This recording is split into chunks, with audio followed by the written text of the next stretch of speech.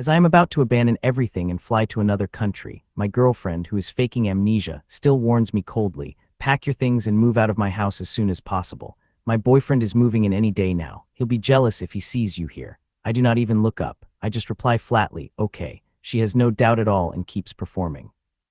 "And stop pretending to be my boyfriend. Damon will be hurt." I pause for a moment and obediently nod. I do not bother to explain. This time I am changing my name and going abroad to study. I will never feel a single ounce of attachment to her again. She loves to put on a show, so I will play along too, and after all, she wants to get rid of me too, so let's never see each other again.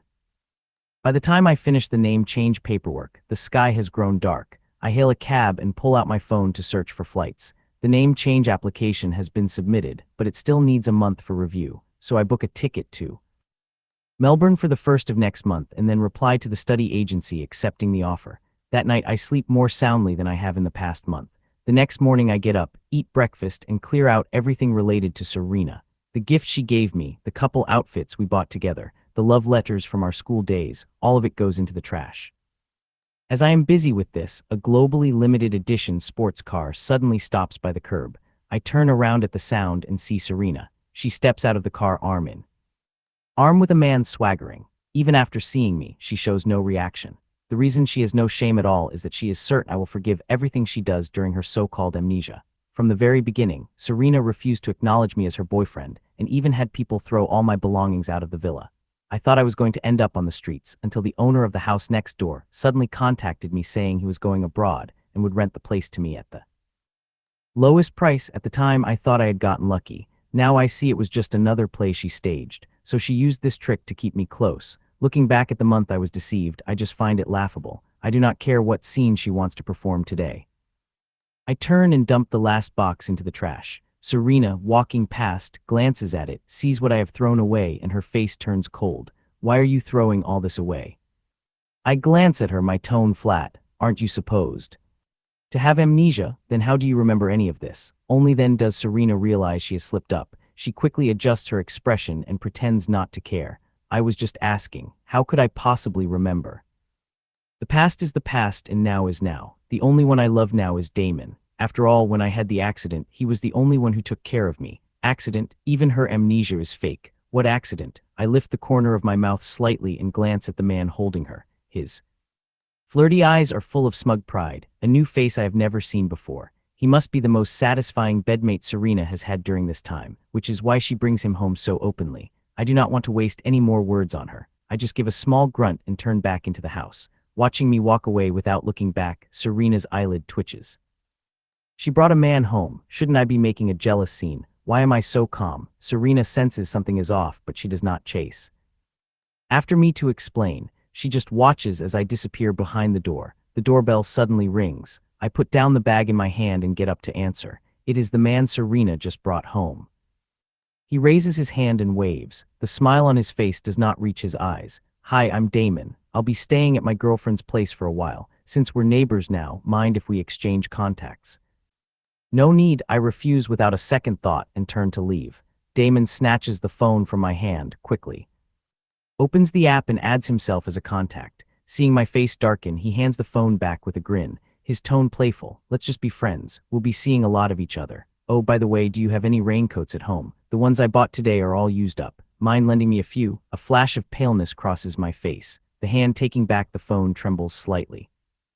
No, Damon refuses to let it go. The mockery in his eyes is undisguised. "Right, I asked the wrong person. Serena doesn't want you anymore. How could you have any?" I know he is deliberately provoking me. Not wanting to deal with him, I grab the door to close it.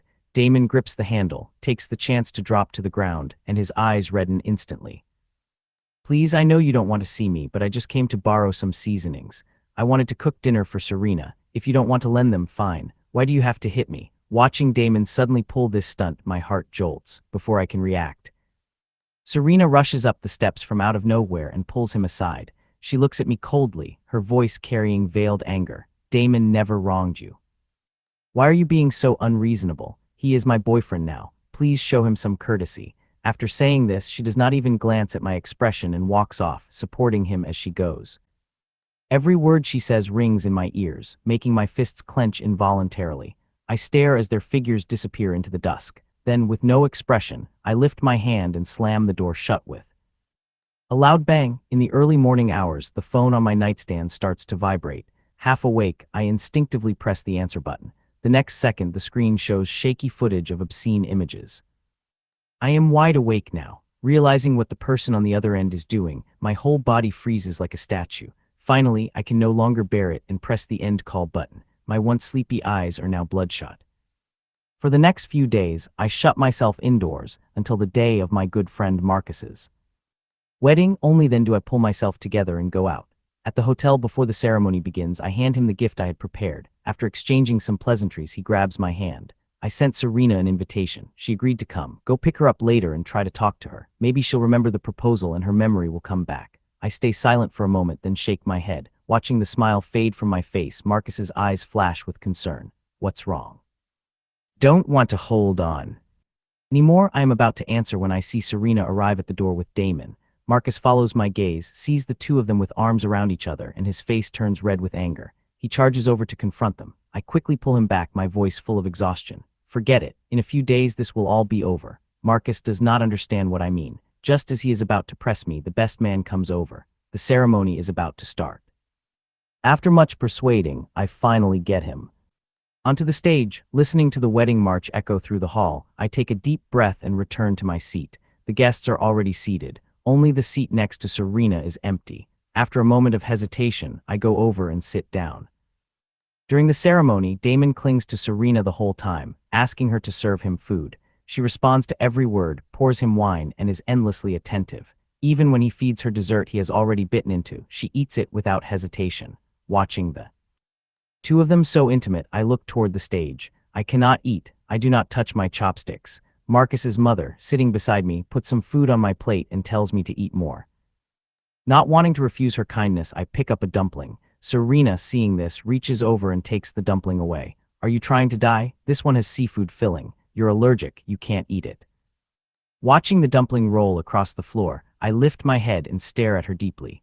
Only then does Serena realize her slip. With an awkward expression, she tries to explain, our housekeeper never buys seafood. I've told her about your allergy many times. After saying this, she dares not look at me again. She turns away and picks up some shrimp. Damon leans close and whispers something in her ear. Serena puts down what is in her hand, takes him by the hand, and leaves the hall. I do not care where they go. Only after the bouquet toss ends do I get up to go to the restroom.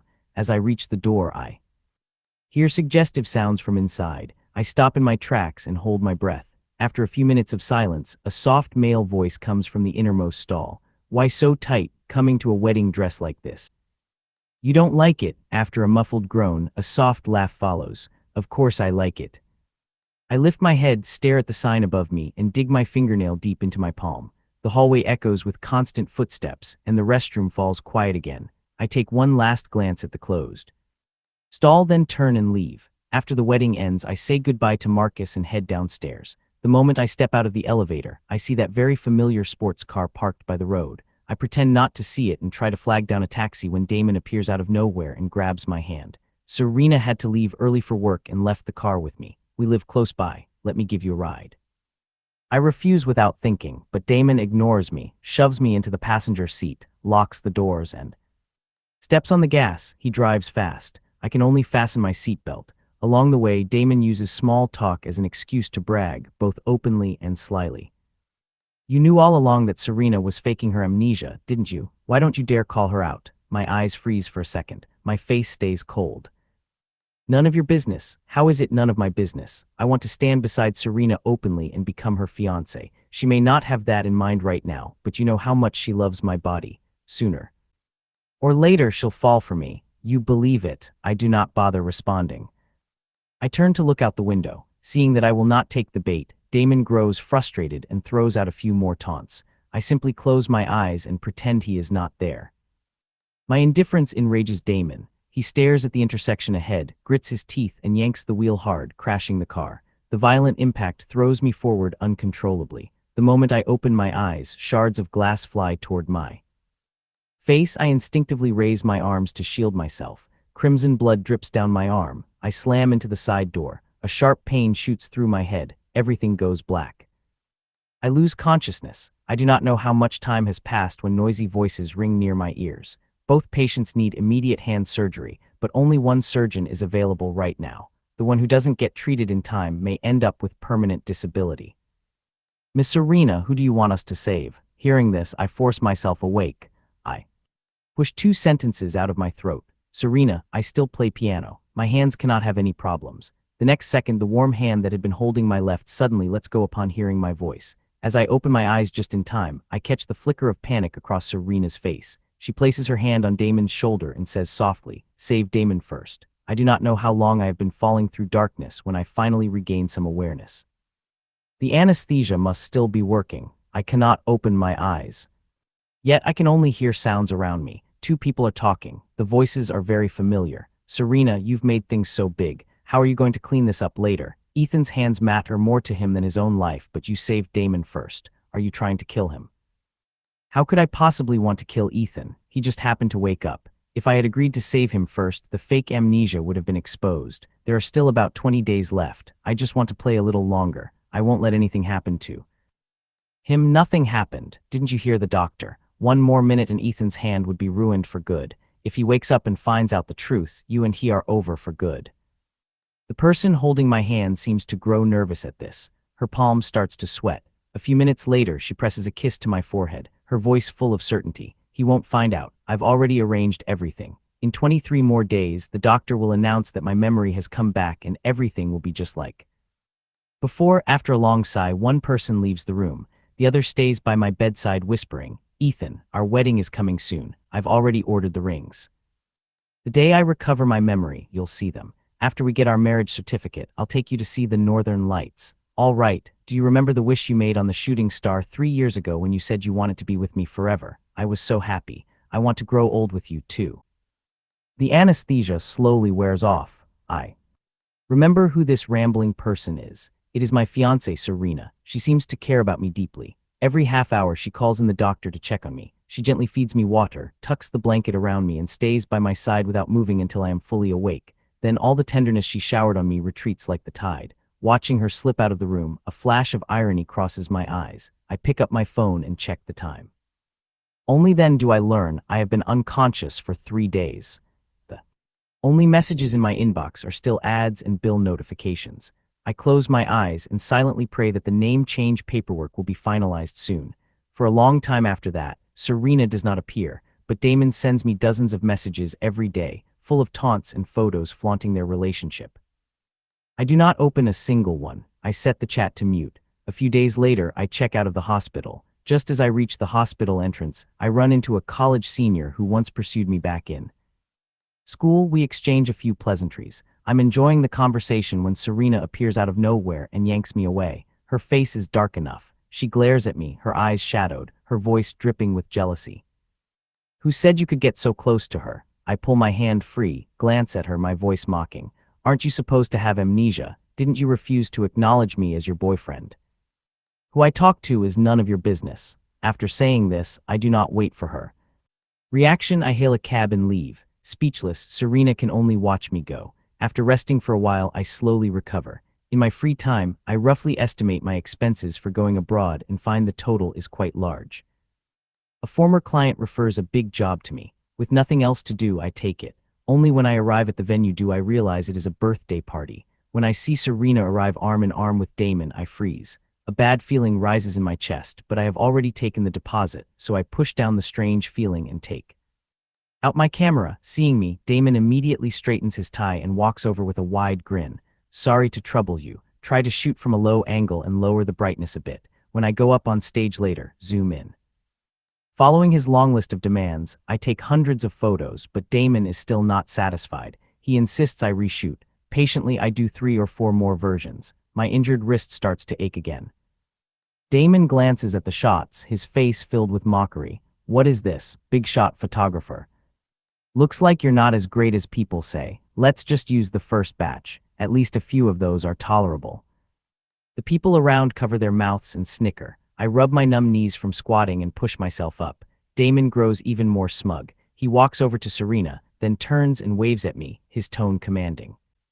Come over here, take some couple photos of me and my girlfriend. My eyes freeze, then quickly recover. I lift the camera and aim it at the two of them. I press the shutter.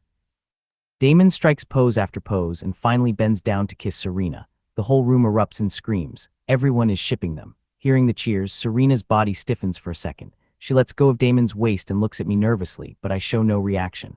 I keep my head down and flip through the photos in the camera, as if I do not care at all about what just happened. This party lasts 4 hours and finally comes to an end. I put the camera back in my bag, take out a tissue, and wipe off the cake. Damon accidentally spilled on my clothes. Footsteps suddenly echo through the empty hall. I look up and see Damon walking straight toward me with a grin. Thanks for the hard work tonight. You're short on cash, right? I have another set of photos I want you to take. I'll pay double. You in? Double. I hesitate for a moment, then nod and agree. Damon takes me straight up to the hotel rooms upstairs. He sets up the angle and content of the shoot. The moment I set up the camera in the corner, someone knocks on the door. Damon does not rush to answer. He gives me a meaningful smile. It's about to start. Remember to film everything. He pulls the curtain shut, covering the corner, leaving only a small gap for the camera. I curl up in the narrow space, listening to the approaching footsteps. Under the dim lighting, Damon leads a woman in slowly, their bodies intertwined. Watching Serena tangled up with Damon through the lens, my hand on the tripod tightens sharply. I am right. They're in the room. The heat in the room grows more and more intense. Listening to the relentless sounds, I am almost numb. Even breathing becomes difficult. Time slows to a crawl. At 3:00 in the morning, the noise stops and the shower starts running. I pull back the curtain and drag my numb legs out. I step over the scattered clothes on the floor, place the memory card on the table, and open the door. The pre-dawn streets are empty. I wander aimlessly, alone. I do not know how long I walk. I lift my bruised eyes only to realize I have somehow returned to my high school. Buried memories rush in. The track where Serena dragged me through the 1000m run, the small hall she filled with roses for my birthday, the flagpole where she confessed to me in front of the whole school. Everything is exactly as it was, but I, standing within it, feel nothing like I once did. I walk to the academic building and run into Principal Hartley, who is just arriving for work. Because of Serena's grand pursuit of me back in school, almost every teacher recognizes me. Principal Hartley smiles and greets me. Ethan, what brings you back to school all of a sudden? Where's Serena? I heard you two got engaged a while back. Are you here to deliver invitations? I force a small smile and change the subject. It's been so long since I came back. I was just passing by and wanted to see the teachers. We walk and talk, recalling many old memories. It is moving for both of us. Before we part, Principal Hartley seems to remember something. He pulls a yellow diary from his office cabinet and hands it over. This was confiscated from Serena during a study hall years ago when I was checking for discipline. Since the wedding is coming up, I'll return it to you. I freeze for a moment, take it, and bow to him. On the way back, I open the diary, and the first thing I see is Serena's elegant handwriting. As I read, my nose stings and tears begin to fall uncontrollably, one drop after another. They are both a mourning for the past and a farewell. By the time the car stops at the villa gate, I have calmed my chaotic emotions. I close the diary, open the car door, and meet eyes with Serena, who has just arrived. Looking at the bright red kiss marks on her neck, I remember what happened during the night and look away. Serena notices that I seem to have been crying. She frowns and is about to find a subtle way to ask when Damon, holding her, also notices my red eyes and sneers. Thanks for the hard work last night. I've already sent you the rest of the payment. I'm very satisfied with what you shot. She must be satisfied too, right? Hearing his suggestive words, Serena's eyebrows twitch sharply. Satisfied with what? The birthday photos from earlier in the evening, of course. What else could it be? The later ones.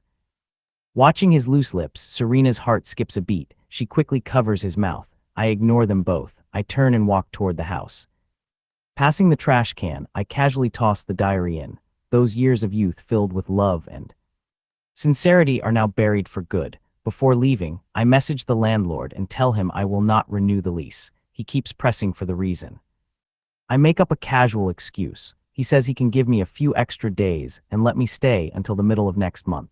I know Serena is behind this. She wants me to stay a couple more days, then pretend to recover her memory so she can bring me back home.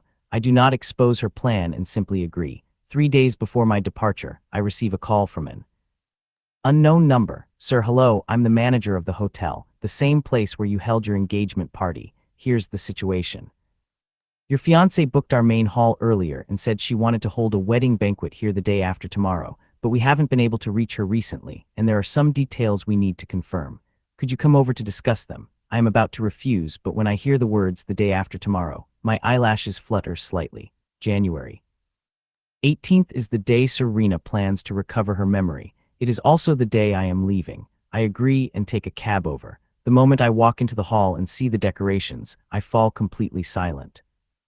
From the flowers to the centerpieces, everything is identical to the setting from the day Serena proposed to me. Standing there, I cannot tell what year or moment I am in.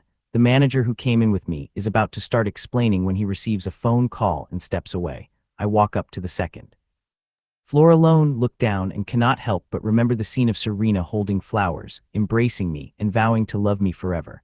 Back then, I was full of expectations for our married life. Yet only 3 months later, everything has vanished into thin air. As I'm lost in these thoughts, the door is suddenly pushed open.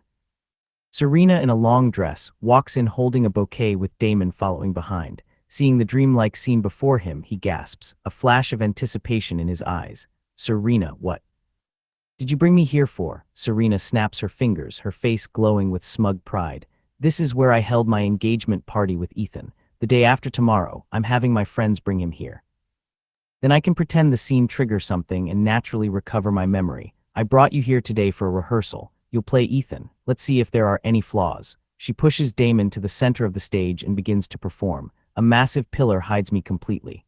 I quietly watch the two of them put on their heartfelt act, my eyes flickering. I have to admit, Serena does have a real talent for performance. If I knew nothing about all this and walked in 3 days from now, I might actually fall for it. Luckily, I am not that unfortunate. Downstairs, the rehearsal has reached the forgiveness moment.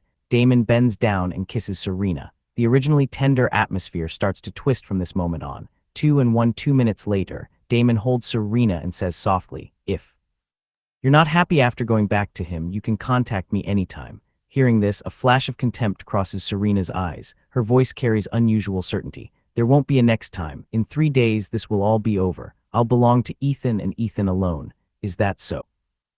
I lower my eyes to hide the mockery in them. In my heart, I give her my answer. Too bad, Serena, I do not want you anymore. 2 days before my departure, I receive word that the name change is complete. I go out and pick up my new ID and passport. By the time I get home, it is already evening. I look up and see Serena waiting at the door.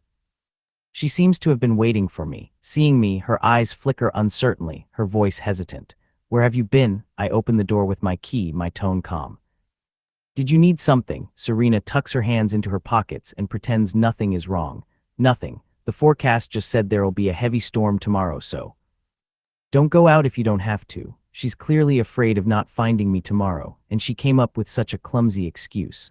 I want to laugh, but I hold it back and just nod. Got it? Watching my indifferent expression, Serena feels an inexplicable wave of panic. She has felt that my behavior lately has been strange, but exactly what is wrong she cannot say. On the day of my departure, I get up early. With my flight at 2:00 in the afternoon, I throw away everything I have left, looking at the empty room with only 2 suitcases remaining. I let out a long sigh of relief. At 11:00, the doorbell rings. I open the door just a crack and see Serena's close friends. Ethan, we know you've been worn out by Serena's condition all this time, with no energy left. The doctor said the other day that she's been taking her medicines on time, and she's slowly getting better, so don't worry anymore. Yes, we also hope Serena can recover her memory soon. Everyone is waiting to attend your wedding. Today happens to be your 7-year anniversary, and we've prepared a little surprise for you. I quietly listen as they recite the lines they prepared in advance and play along with a single question. What kind of surprise? Come with us and you'll see. Before I can answer, one of their phones rings. A minute later, they change their story. Ethan, something came up. The surprise might have to wait a bit. You go ahead. With your day, we'll come pick you up tonight. With that, they leave in the rain. Once their car disappears into the downpour, I turn and pull out my luggage. 10 minutes later, a taxi pulls up at the door. The driver carries my luggage and goes ahead. I leave the villa. As I pass the car parked at the neighbor's gate, I hear strange sounds from inside. I glance over at the sports car rocking more and more violently. My scalp tightens and I quicken my steps. The rain that had fallen all day finally Stops, a satisfied Serena opens the car door and waves outward, signaling Damon, who is still buttoning up, to get out. He pouts and glares at her, then bends down and tries to steal a kiss. Looking at the time on the dashboard screen, Serena turns her head to avoid him. The rain stopped. But Serena cuts him off, her voice carrying an authority that brooks no offense. I told you from the start we were only playing a 2-month game. Time is up now. It's time for you to exit the stage. When the car stops outside the hotel, she does not go to the main hall. She heads straight upstairs. After fooling around all afternoon, her clothes are wrinkled.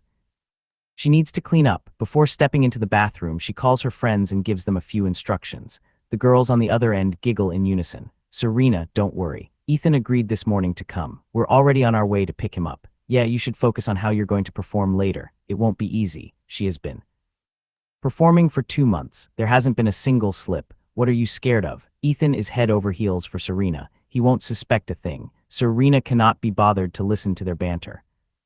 She laughs, scolds them lightly, and tosses her phone onto the couch. Half an hour later, she comes out drying her hair and hears her phone ringing nonstop. The moment she looks at the screen and sees over 20 missed calls, her heartbeat quickens.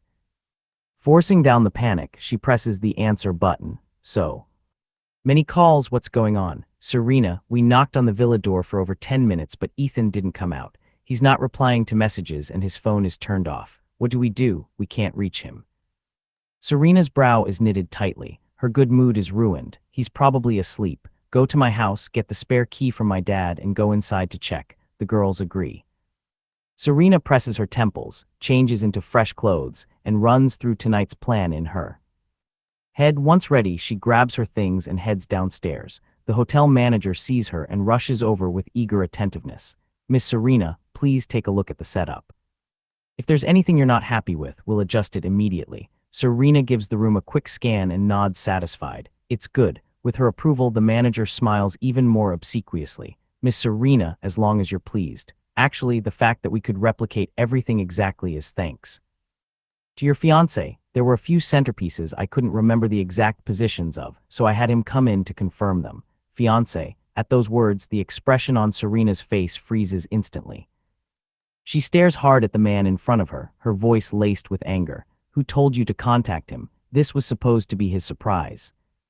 Didn't you know that? The manager is so frightened, he can barely speak. I couldn't reach you, so I had him come over to help. You didn't say it was meant to be a secret. I figured since you were already engaged, over a month of planning has fallen apart. Serena's face flushes red with rage. She clenches her fists tightly and is about to explode when her friend's call comes through again. Serena, something's wrong. Ethan is gone. Connecting it to what the manager just said, Serena feels her head spin. Go find him. Hearing her furious shout, the girls on the other end are nearly in tears. It's not that we aren't looking. The villa has been completely cleared out. We checked the security cameras. He threw everything away this morning, and at noon he left with his suitcases. We don't know where he went. Each word hits Serena's ears like thunder. She stands frozen in place. Noon, a taxi. All the memories she ignored come flooding back. The clueless manager keeps explaining. Actually, even if I hadn't called him, he seemed to already know. That day he asked me a lot of questions. Before leaving, he gave me a box and asked me to deliver it to you tonight. The manager hands over the item. Looking at the ring box he holds out with both hands, Serena feels she cannot breathe. Her trembling hands open it, and she immediately sees the brilliant engagement ring inside with a single pink button beside it. She stares at the button and suddenly remembers Damon's complaint when they left the hotel 3 days ago. Next time, take it easy when we're out. You ripped a button right off my shirt. Every drop of blood in Serena's body runs cold. She grabs the manager by the collar, her bloodshot eyes wide with fury. What date was this? 3 days ago. Mr. Ethan came at 2:00 in the afternoon and didn't leave until 5:00. Hearing this answer, Serena nearly collapses. She snatches the ring, rushes to her car like a madwoman, and runs over a dozen red lights. She makes it home in 10 minutes. The villa next door is fully lit. She storms right in. Her friends have torn the house apart short of digging up the floor, yet have found nothing related to Ethan. Seeing her arrive, they rush over. Serena, we couldn't even find a single strand of hair. We really don't know where he went. I had someone check too. Ethan's name is not on any traveler list leaving the capital in the past month. This stream of bad news sends Serena's heart straight into the abyss. Panicked, she picks up her phone and calls me, but only gets the cold phone is off tone. All the messages she sends bounce back, a sea of red exclamation marks making her dizzy. Her friends have never seen her this distraught. They scramble to comfort her. Serena, pull yourself together. He just left, there's still time to find him. Yes, just locate his phone. We'll definitely find him. Hearing these ideas, Serena regains a bit of composure. She quickly messages her secretary to investigate. After an hour that feels like a year, the secretary replies, "Miss Serena, we found it. His phone is in a trash can at the bus station. We're now urgently checking the passenger lists." It is not exactly good news, but it is far better than having no leads at all. Serena cannot sit still. Ignoring her friend's protests, she heads straight to the bus station. The moment she arrives, the secretary hands her the clean phone. She enters the password and discovers that all social media accounts have been wiped and the contacts list completely deleted. Only one name remains, Damon. The instant she sees that name, cold sweat breaks out all over Serena's body. She spends a long time bracing herself before finally working up the courage to open the chat. The latest message is a video Damon sent this afternoon, filmed inside a car. Seeing the background, Serena guesses what the video contains. She does not dare open it. She scrolls upward. 3 or 4 videos a day mixed with text messages. Pretending to be clueless feels bad, doesn't it? Ethan, after being toyed with like this, how can you still stand it? Your fiancé has way too much desire and you're so cold in bed. If you actually get married, I bet that marriage isn't lasting 3 months. Are you really going to marry her? From January to December, every one of the 30 days is filled with these taunts. Serena's mind is consumed by rage. The only thought left in her is to confront Damon. She speeds home, and the moment she steps out of the car, she sees luggage piled at the door.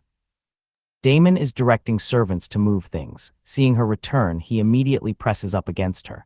"Why are you back? Couldn't bear to leave me, could you give me a kiss and I'll stay?" Looking at that handsome face just inches from hers, Serena can no longer hold back. She raises her hand and slaps him with all her strength. With a sharp crack, Damon is knocked to the ground.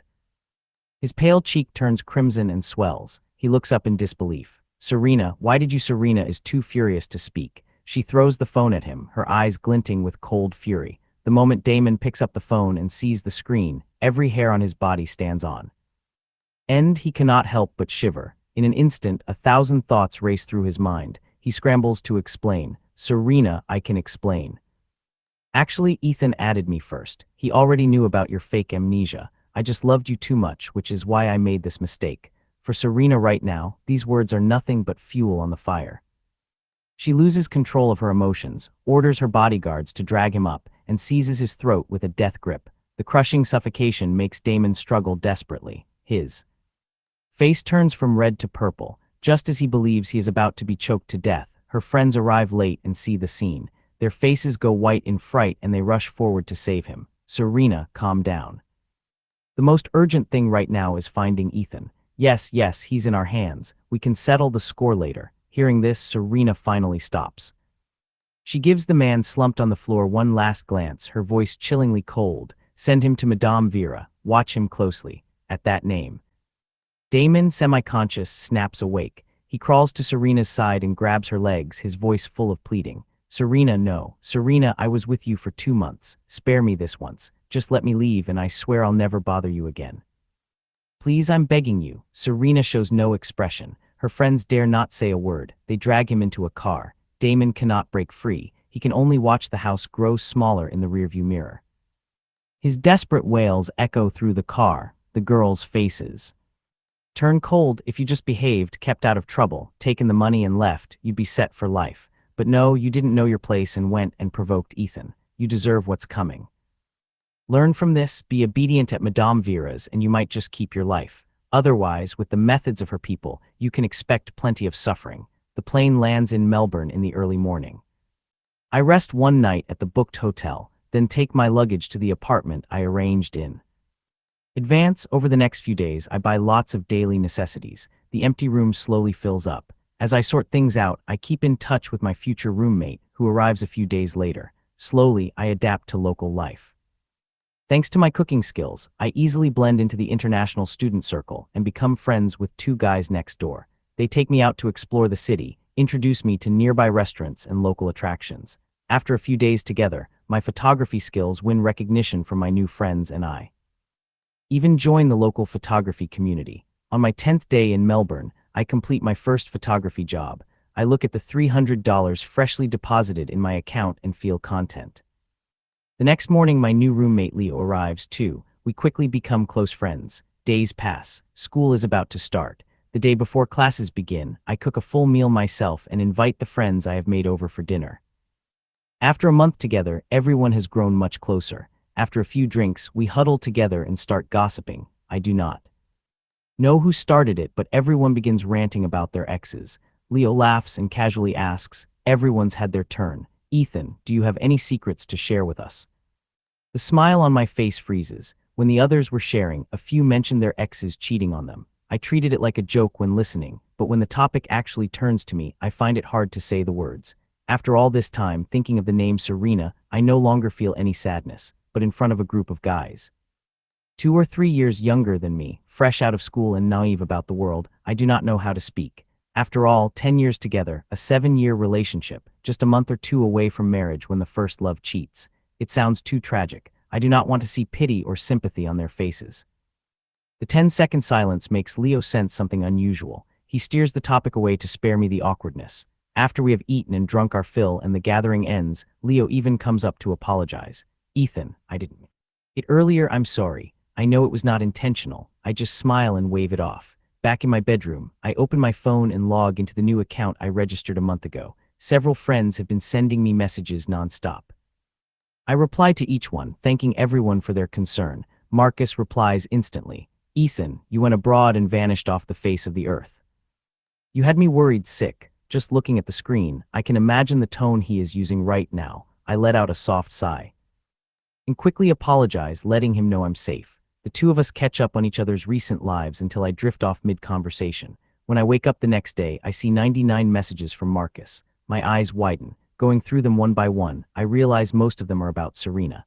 "After you left, Serena kept coming to me every few days asking where you went. Don't worry, I kept my mouth shut, didn't say a single word. Good thing you stopped by the bus station before going to the airport." She still thinks you left by high-speed rail and is searching the whole country for you. I heard Serena has been drinking at bars for days. A couple of days ago, she drank until her stomach bled and got sent to the hospital. Serves her right, she even went looking for your parents, but you cut ties with them long ago, so they wouldn't know anything. Reading these messages about Serena, I feel nothing at all. Looking out at the clear river in the distance, my thoughts drift far. When I was 12, my parents divorced, and each started new families. Neither wanted me, so they left me with my grandmother, who lived alone. The year I turned 17, Grandma passed away. I was the only one left in my family. At 18, when I agreed to be with Serena, she promised she would give me a home. I believed her and waited 7 years, only to end up with a laughable amnesia scam and the reality of her cheating. Looking back at those long 30 days, I still shudder. Thankfully, it is all behind me now. I pull open the curtain and brilliant sunlight pours in, chasing away the chill in me. The 8:00 alarm rings. I change clothes, grab my bag, and head to school with Leo. The freshman orientation is held in the auditorium. I sit among a crowd of energetic young people, listening to the principal's earnest words. The cloud of unreality that has been hanging over my heart slowly fades. My future has finally begun. On the other side, Serena wakes up. The strong smell of disinfectant hits her. The aftereffects of the alcohol still linger. Her head is heavy and dizzy, her stomach sour and aching with a faint pain. She stares blankly around as her foggy mind slowly clears. The Sterling family members watching over her see that she is awake. They let out a sigh of relief, but their faces remain grim. "How long are you going to keep this up over a man?" Her friends gather around too and earnestly try to talk sense into her. "Ethan has been gone for a month now with no word at all. He's clearly doing this on purpose." "Serena, let it go. What kind of man can't you find? Why do you have to hang yourself on this one tree?" Serena has heard these words countless times this past month. They never sank in, and now they just blow past her like wind. Her bloodshot eyes are unfocused and lifeless, her thin lips pressed tight, her bare face showing nothing but stubbornness. Watching her wallow in the state of self-destruction, Mrs. Sterling cannot contain her fury. She finally erupts. "You are the only daughter of the Sterling family. The future of Sterling Group rests on your shoulders." Drowning in romance day after day, what does that look like? Let me tell you one last time. I've already chosen your new groom. You will attend the wedding 5 days from now. If you keep being this immature, then don't call yourself a Sterling anymore. With that, Mrs. Sterling does not even glance at her. She storms out, slamming the door. The room falls dead silent. Watching her friends not even daring to breathe, Serena props herself up, her voice hoarse and weary. Who did my mother pick? Sebastian, the third son of the Hayes family. Serena lets out a cold snort, her eyes turning icy. Go tell him, no one decides my marriage but me. If he's smart, he'll call off the engagement himself. Otherwise, don't blame me for not showing the Hayes family any respect. Hearing this, the girls already know Serena will not let it go easily. But thinking of how furious Mrs. Sterling just was, they have no choice but to brace themselves and try to persuade her. Serena, in our circle, marriage is just a transaction. Mrs. Sterling has given her final word. And the Hayes family isn't one to mess with. Maybe just let it go. Yeah, the invitations have already been sent. The arrow is already on the bowstring. A new groom is just a new groom. Even if Ethan came back, his background isn't good enough anyway. Serena did not expect even her childhood friends to say such ugly things. Her face darkens instantly. She shoots them a sharp glare. If you keep talking like that, get out. My husband in this life will only ever be Ethan. Whoever he is, I won't marry any of them. Seeing she will not listen, her friends dare not pour fuel on the fire. They shut their mouths and slip out quietly. The room is left with only Serena. She closes her eyes, and countless images flash through her mind. Every morning before leaving, I would straighten her clothes and kiss the corner of her lips. When she was sick, my anxious tears, the hot medicine I brought to her hand, the surprises I carefully prepared for every anniversary, the promise to stay together year after year. All those little things she once took for granted have now become things she can only long for. Looking at the message her secretary just sent, saying there is still no trace of me, Serena's wounded heart aches sharply again. She grips the abandoned phone tightly, as if holding on to the last thread of hope. Serena, we talked to Sebastian. He said his parents arranged the marriage. He's following his elders' wishes and won't call it off. What do we do? Hearing this, Serena's heart sinks. A flash of cruelty crosses her eyes. Since he doesn't know what's good for him, we'll see about that. Hearing her tone, her friends feel a chill run through them. The Hayes family is also a well-known household in the capital. Serena, what are you planning? Please don't do anything reckless. Serena gives them a glance but does not answer. She changes the subject. What about Damon? Her friends have forgotten about him entirely. They glance at one another. We don't know. We'd have to ask Madame Vera. They are about to make the call when Serena, with no outlet for her anger, stops them and decides to go herself. She enters her private booth, sits down, and Madame Vera walks in with a man in tow. Her face is full of obsequious smiles as she looks at Serena. Miss Serena, I've brought the man you asked for. Take a look. She shoves the cowering man behind her forward. Damon is now skin and bones, his exposed arms and thighs covered in dark purple bruises. He shakes all over, not daring to even glance up at her, his voice filled with deep fear. Serena, Serena, in just 1 month the once dazzling handsome man has been reduced to this. Everyone in the room is shocked. Only Serena shows no expression. She stares at the man in front of her. Those hate-filled eyes are now overflowing with endless regret. Long sighs fill the room. If only she had known. Recalling the words spoken in this very booth 2 months ago, the girls only now realize that those drunken jokes have come true. Even the second daughter of the White family was able to track down the man she wanted, but Ethan has vanished without a trace, gone completely. In the past month, they have pulled every connection and resource they have. They have searched every place imaginable, yet still have made no progress. How can a person leave no trace at all under such a thorough search? This impossible riddle haunts them all. A week into the semester, I gradually settle into campus life. I get up on time, attend classes, discuss academic topics with teachers and classmates, and spend my free time with a few close friends. If my old life was a sea of churning tides, my life now is a still, calm lake. I enjoy this rare peace and serenity and let myself sink into it. Body and mind both relax. On Saturday afternoon, Leo and I take a walk in the park to help digest our meal. When we return, my phone is flooded with messages. Several friends have sent me the same link.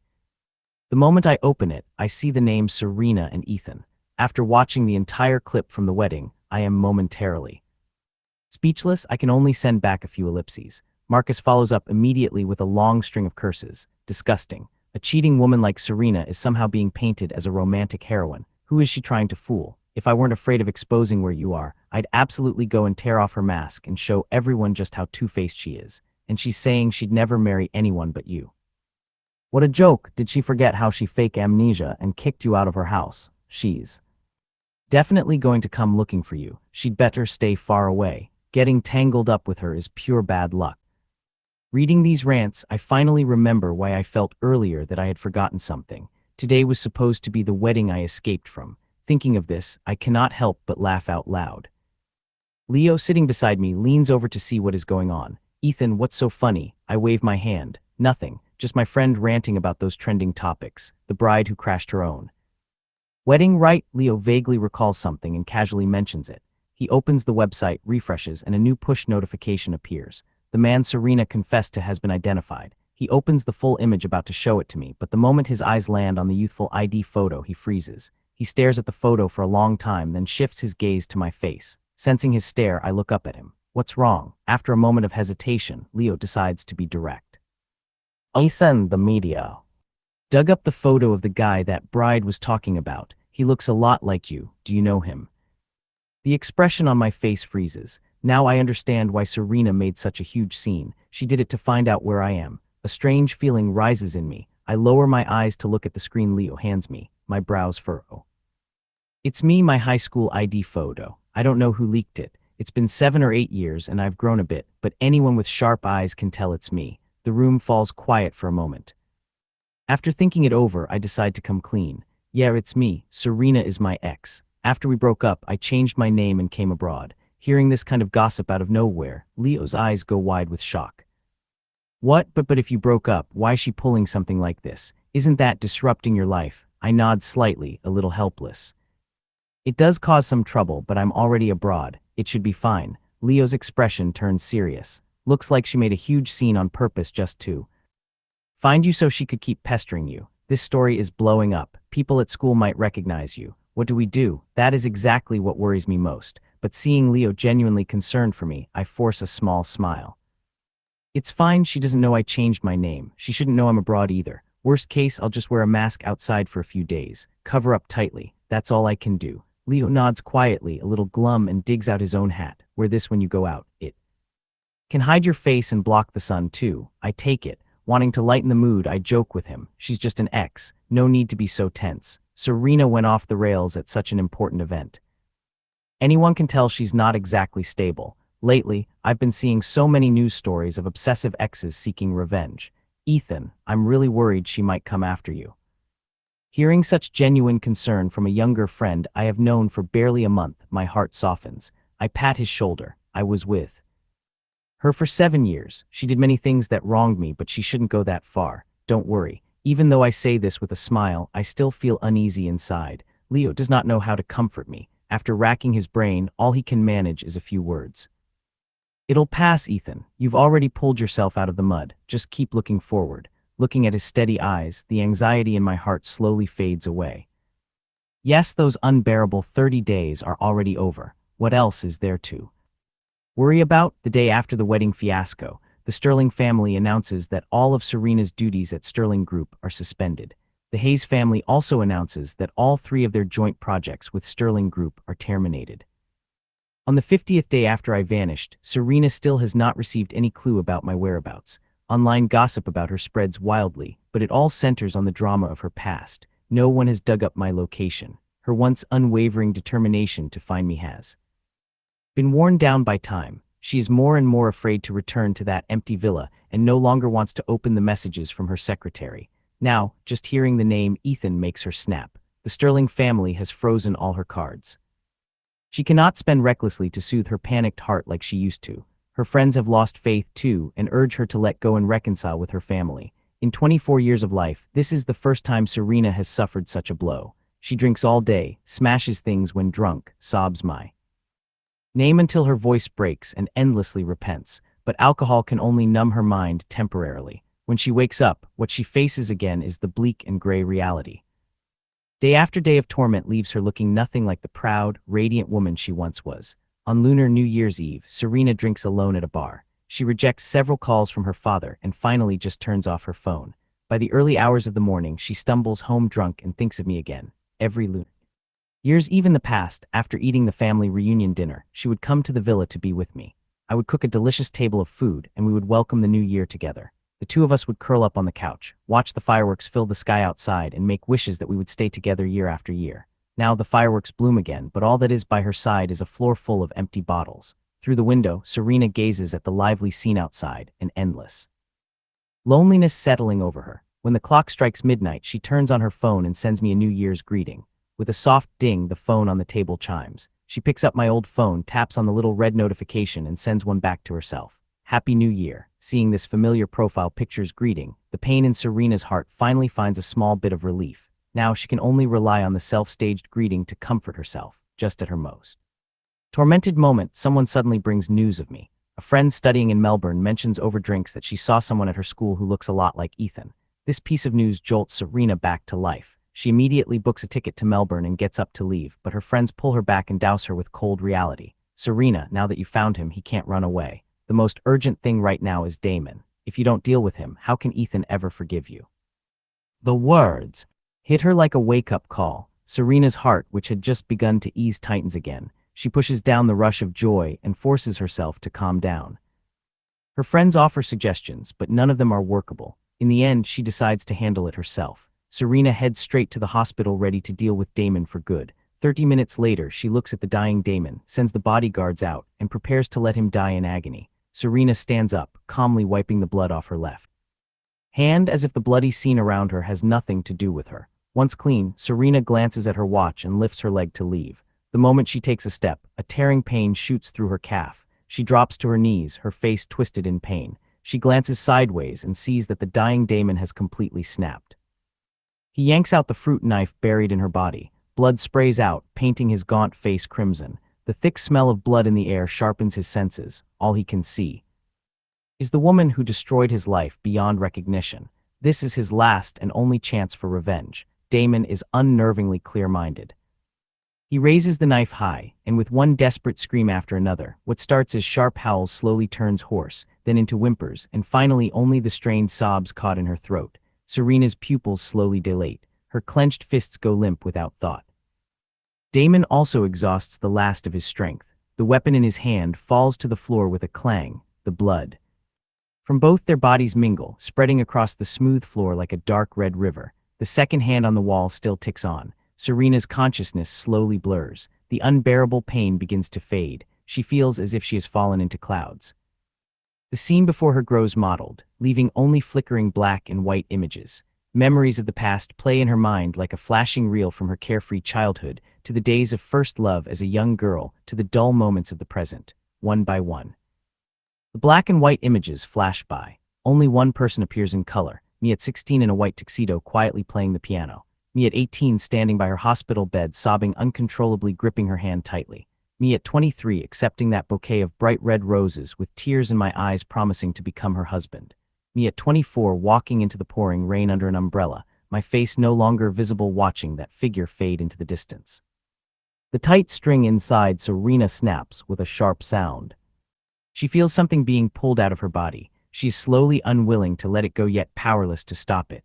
She can feel the blood beneath her skin slowly turning cold and still. The only thing left warm is the trail of tears falling from the corner of her eyes.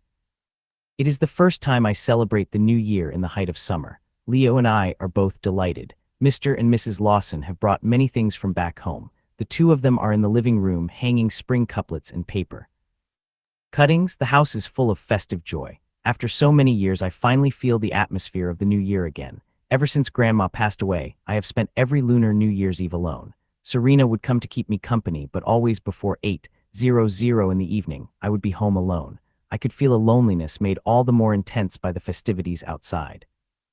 I once thought that getting married in the new year would change all that, but the wedding never happened. Instead, a new year with company has come first. Mr. Lawson, busy in the kitchen, brings out a plate of freshly fried meatballs and crispy pork. He smiles and tells me to try them, his voice full of warmth and affection. Ethan, this is Leo's favorite dish. This is the warmest new year I've had in years. For the next 2 New Years, I spend them in Australia. Every year, Leo's parents come over to celebrate with us. The longer we spend together, the closer our relationship becomes. The year I graduate, the Lawson family settles in Melbourne. Leo asks me if I have any plans to stay. I think about it for a long time. My closest friends back home have all started families. I cut ties with my parents long ago. I own no property and have no assets there. Whether in terms of relationships or career focus, I personally lean more towards staying. So while looking for work, I also start preparing my immigration paperwork. The Lawson family helps me through it. During my studies, I had already saved up a fair amount thanks to my skills. So after graduation, I open a small photography studio. Over the next 2 years, the studio grows steadily. 4 years later, I meet the immigration requirements and obtain permanent residency. When I return to hometown to handle the paperwork, I meet up with friends I have not seen in a long time. Years have passed, time has flown by. None of us look like we did in our youth anymore, but the moment we gather, we find that same easy feeling of being able to talk about anything. The thing they care about most is, of course, my love life. Faced with their eager curiosity, I am open and direct. I dated 2 people in the past 2 years, but we broke up over time for various reasons. My current girlfriend and I started dating last August. She's 2 years younger than me, but very mature. As I share stories of our daily life, I show them photos and videos. Looking at the well-matched, loving couple on the screen, everyone shows looks of relief. After more chatting, someone suddenly brings up Serena. Hey, did you guys hear? Apparently Serena passed away. Hearing this, my heart gives a small jolt. Over these past few years, I've been busy with school and work, rarely asking about news from hometown. Whenever I talk about the past with Leo, that period of time feels like it is shrouded in fog, hard to see clearly. The name Serena is like a frozen old photograph, faded and yellowed with age. I thought she would slowly let go of that relationship, take over the family business, and start a new life on the other side of the ocean. I never imagined she had already passed. Room falls quiet for a moment. Everyone watches my reaction carefully. Seeing only mild shock on my face, their nerves settle and they continue talking. I heard about it too. Ethan, I wanted to tell you, but then I figured you'd already moved on, so I didn't bring it up. Why bring up sad memories? What sad memories? I heard she tortured that guy Damon pretty badly, and he got his revenge. You could call it karma catching up with her. After so much time, I cannot even remember that man's name anymore. The only thing I remember about him is that car crash that nearly destroyed my life. So when I hear that the 2 people who completely changed the course of my life ended up like this, I feel a small sense of melancholy. But even that lasts only a fleeting moment. After all, those are people and events from a long, long time ago, like a spring breeze passing by, leaving no trace behind.